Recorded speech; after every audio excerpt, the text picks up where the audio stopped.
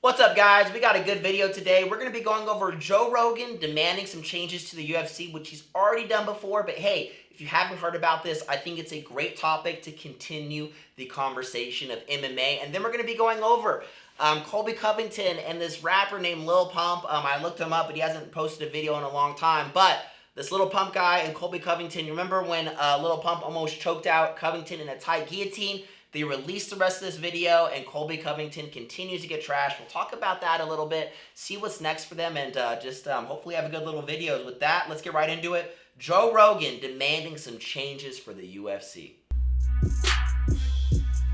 No one should be cutting weight, kids. Right, like at this point, like if you make the fight happen, just let them show up. I think what they really should do, is just find out what you can actually weigh and just stop this nonsense. Yeah. It should be looked at the same way steroids are looked at. It should be looked at the same way all other kind of cheating is looked at. It's sanctioned cheating. It is. You're not really 155 pounds. Yeah, I agree with you. Just whatever you weigh, just fight there. Exactly, and more options for weight classes. Do you think same-day weigh-ins would change it? But it would get more guys hurt. I mean, they say that because of the dehydration and stuff. This is the reason why McClellan, one of the things they say about head injuries and death in boxing, the vast majority of them don't take place at heavyweight. So the guys who hit the hardest are not the guys who are getting these like horrible brain injuries where they get dead inside the ring. Because they're not cutting weight. They're not cutting weight. And the guys who die a lot, like the Duck Koo Kims, like if you look at the guys who die, a lot of them are cutting. Never the same after. Oh my God! How could you be? You kill the guy. Right. A lot of those guys that are dying in the weight classes where they cut a lot of weight. Well, I mean, you're right. So like Sean Brady and Gilbert Burns over the weekend, like. There ain't no way Sean Brady's 170. That's what I'm saying. No, that's what I'm saying. That's what I'm saying. Like, just let them fight it. 20 minutes. Just let them fight at 190, right? These guys are 190 pounds. They walk into the cage at 190. Right. They should just be fighting at 190. They should be fighting at 190, and this way they both agree to it. You know, you can't get any heavier than 194. Whatever. Yeah. But we know what you weigh. Like, let's just make a fight. Yeah, call this weight cutting. It's just cheating. And also, the drama of seeing if a guy dehydrated himself enough 24 hours before a cage fight is somehow or another interesting to people, where Daniel Cormier is pushing down on that towel. Remember that? Right. Oh, yeah. Remember DC? That's right. It ain't cheating if you don't get caught. It's ridiculous. John Jones and Daniel Cormier were both killers. Let them eat. Yeah, let them eat. Let them hydrate themselves. Call this weighing in.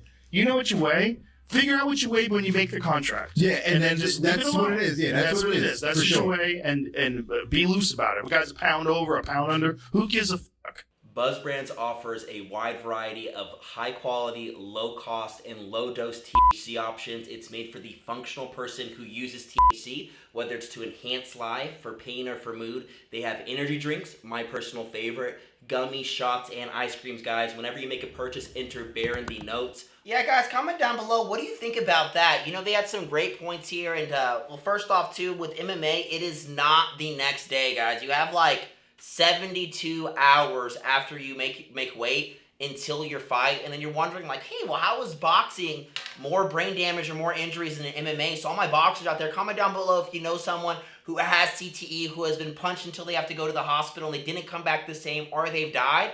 I promise you guys, statistically speaking, look in the comments down below. Maybe we can make this.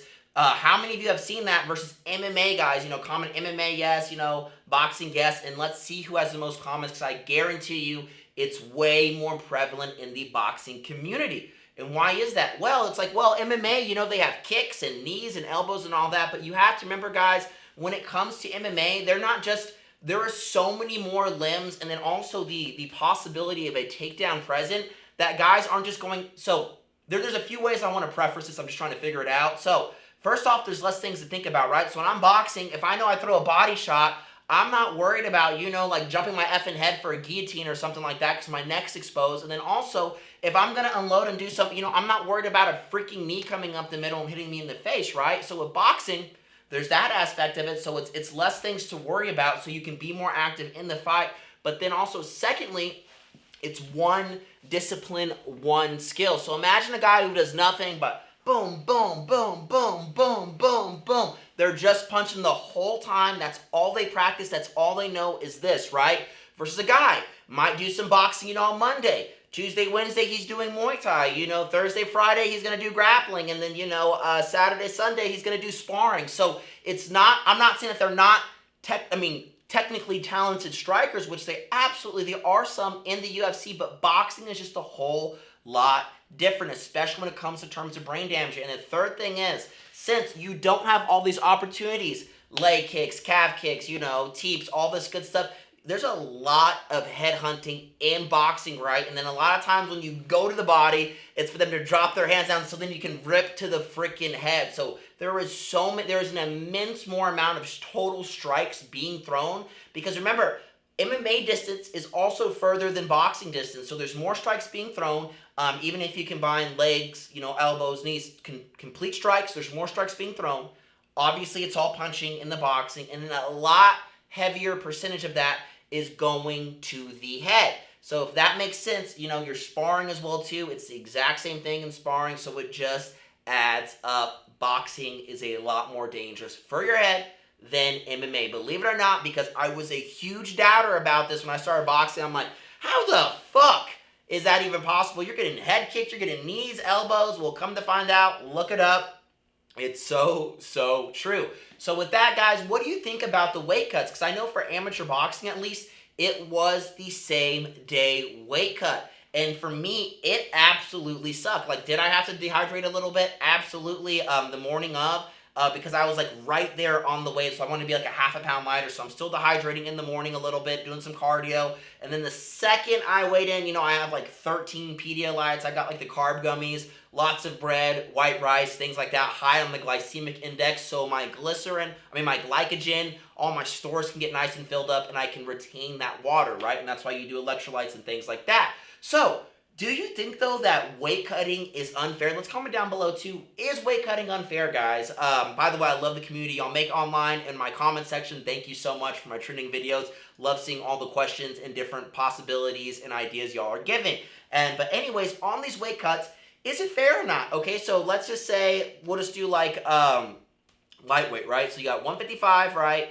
And then the next weight is going to be welterweight, and then you have middleweight, you know, going all the way through. But let's just say for 155, you weigh in at 155, right? We have one guy, let's just say Gilbert Burns. He's a 200 pounds walking around, 195, cuts down to 155. But then you have 5 other guys doing that, but 2 guys don't cut any weight.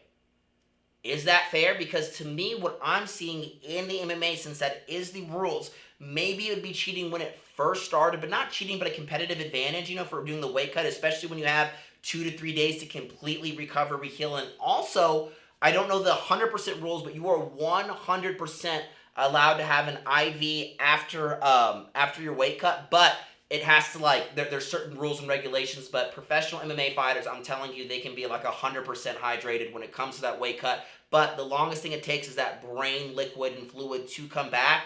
And then obviously, if you cut so much body fat, and then plus you have to dehydrate quite a bit because you're that large of a person, and maybe with that body fat, you're actually more so losing some muscle. Think Alex Pereira when he cuts down to middleweight. Then it's going to take a lot more longer for the brain fluid to get in. But what I'm trying to say is everyone cuts weight. So it's all kind of the same thing. Like, let's think of like welterweight. Colby Covington, you know, Shavkat.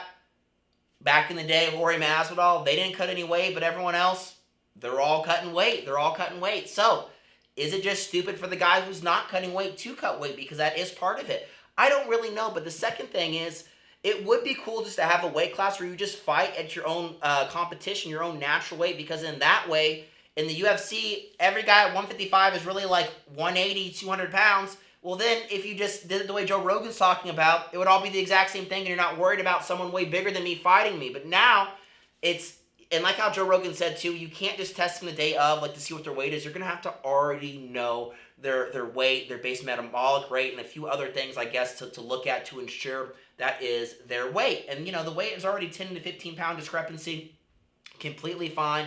So from lightweight to welterweight, 15-pound weight difference. So I think they can keep the same classes in this theoretical expose of weight cutting. They can keep the classes and just say, hey, don't cut any weight, just show up exactly how you are. But in my opinion, sometimes weight cutting can also be different for other people. Like, think about it like bodybuilding. For me, at least in a fight as well, too, is like I like to cut little amounts of body fat when I was pursuing, amateur boxing. A little bit of body fat, half a pound a week at a time, maybe a little bit less until fight day. And then, I was basically at weight and I just cut water a little bit in the morning and I was good to go. That to me, then that would completely, if you're just trying to fight the actual weight class and this is your weight walking around, then what about the guys who walk around that 190 and they're lightweight, but it's all body fat? Think Paddy Pimblett. He probably gets to 200, 220, and he cuts down to he's 145, right? No. Paddy Pimblett's 155. I don't know why I tried redacting that. 155, but he blows up to huge. So it's kind of a hard thing to navigate. And no matter what, there'd be like a gray area or somewhere that'd be able for people to take advantage of that situation, new rules. Anyways, thought it was a pretty interesting point with that. Let's go right into Colby Covington and how the MMA community is reacting.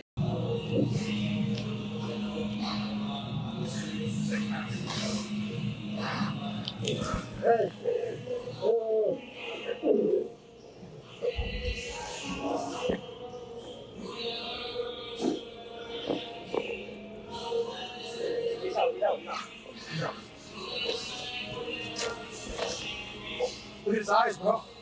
He's out. Look at his eyes. Holy.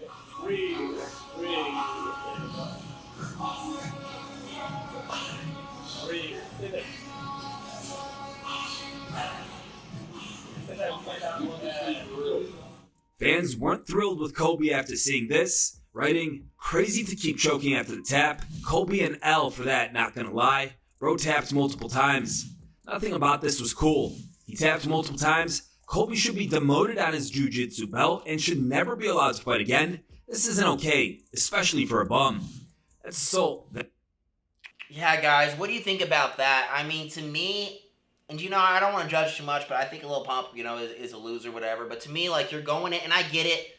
These guys are doing content. Colby Covington's hanging out with these little freaking, swamp peddlers who just peddle bullshit, online. Just nothing of value, of content being created. And it's weird that Colby Covington is jumping into this. So I get it. Maybe Colby Covington's doing a little extra, to get the views and do all that. And they made an agreement because you never know how it goes behind scenes. I promise you it's really like that. Your hot girls, your favorite guys, your favorite couple, your favorite friends, all those famous fucking people on YouTube and on Instagram and all. Everything's scripted. Everything's thought about. Reality TV show all has prompts. So you have to keep that in mind too. But with that being said, it's just these guys training and they're just using their popularity in terms of views as like, okay, that's what we're doing for content. I just think in any scenario, this is way too far. This is like that guy who's been boxing forever. That asshole at the gym, and the new guy who's never sparred before comes in and the guy just pummels him. That's what this reminds me of. And to me, that's not training. That's not fighting. Whenever you go and fight, no matter what the discipline is, I mean, it's always a community, man. You become family, friends, super tight with whoever is at your gym, respectively. It doesn't really matter what martial art. I've noticed that through every single place and also through everyone I've talked to. It's the exact same type. When you meet a fighter and they recognize you're a fighter, it's also love and respect there too. So I'm not seeing any of that from there. But you know what? Colby Covington isn't a real fighter. I mean, he had a kickboxing match with freaking Kamaru Usman. He had 2 kickboxing matches with Kamaru Usman because they both couldn't out-wrestle each other. It was kind of nullified. And then what? You boringly beat Jorge Masvidal, and then you gave up on Leon Edwards. So I don't really know if Colby Covington is that guy at all. The only reason people think he's badass is because the kickboxing, the first fight, Kamaru Usman versus Colby Covington, because they nullified each other's wrestling. So it was badass back and forth, but, both of them don't really have hands. Kamaru has one-punch knockout power with the right person, but he's not getting knockouts everywhere, guys. Kamaru Usman isn't just, like, dropping people and they're going to sleep, right? And so, yeah, to me, I don't like this at all. And this, to me, I don't play around with my friends like this. We don't, I would literally murk someone for doing this to me. I would get up and I would smash that person in the face with a weight or whatever, especially if they were a better fighter than me, because that just did not even make me feel good watching that. Like I said, I don't watch any of these videos until like I'm watching them with you to get the live reaction. I look at the best news stories, best articles, I think, and I'm like, okay, let's see what's going on. But it's just sad that like this is what this guy's resorting to instead of like training or posting training footage or educational stuff. This is like what he's posting on his social media. He feels so badass that he's able to choke out this. Let me put this on mute. How big is this kid? You know what I mean? Like he looks like a little boy. This little pump. Oh yeah, Lil Pump's Gucci Gang. I don't know why I couldn't think of that. I was like, he sounds familiar. Look, just a little guy.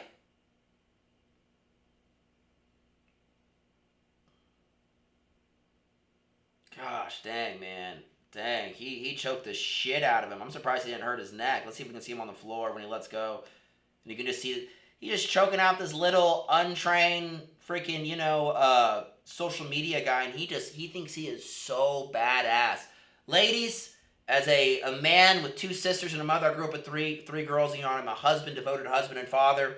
But my son, thank you God, I just have a son.